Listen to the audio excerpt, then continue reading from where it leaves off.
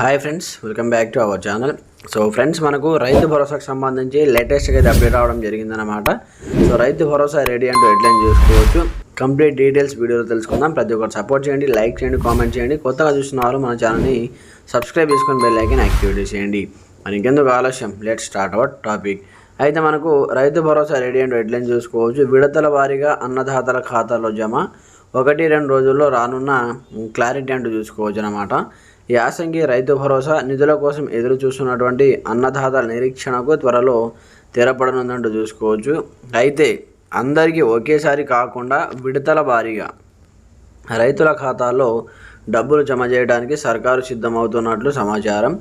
నిధుల విడుదలకు సంబంధించినటువంటి సర్కారు సూత్రప్రాయంగా ముహూర్తం ఖరారు చేసినట్లు తెలిసిందంటూ చూసుకోవచ్చు.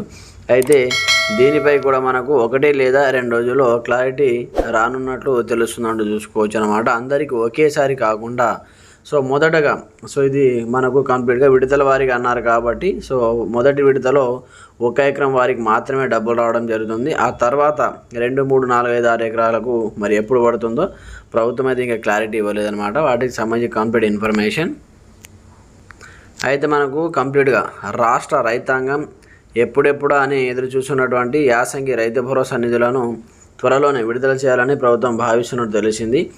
నిధుల సమీకరణ అలాగే సాధ్యాసాధ్యాలను పరిశీలించాలని ఆర్థిక శాఖ అధికారులను సీఎం రేవంత్ రెడ్డి ఆదేశించినట్టు తెలిసింది.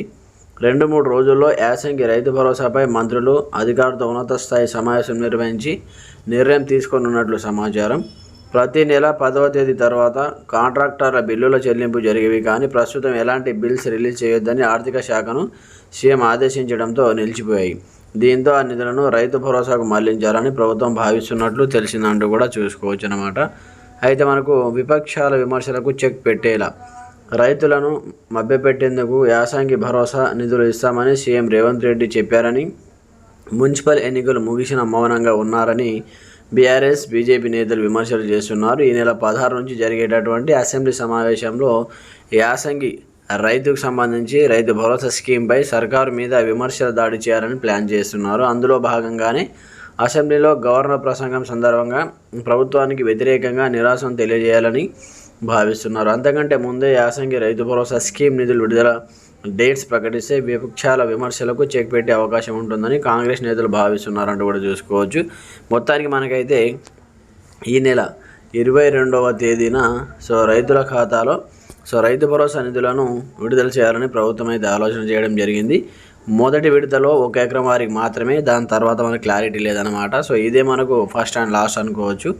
హామీ నిలబెట్టుకోవడంపై సీఎం ఫోకస్. మున్సిపల్ ఎన్నికల ప్రచారం సందర్భంగా పోలింగ్ ముగిసిన తర్వాత యాసంగి రైతు భరోసా నిధులను విడుదల చేశామని చెప్పినటువంటి సీఎం రేవంత్ రెడ్డి ప్రకటించారు. అయితే ఎన్నికల ప్రక్రియ ముగిసిన సుమారు నెల రోజులు పూర్తవుతున్నాయి. దీంతో సాధ్యమైనంత త్వరలో రైతు భరోసా నిధులను రైతుల అకౌంట్లలో జమ చేయాలని ముఖ్యమంత్రి భావిస్తున్నట్టు తెలిసింది.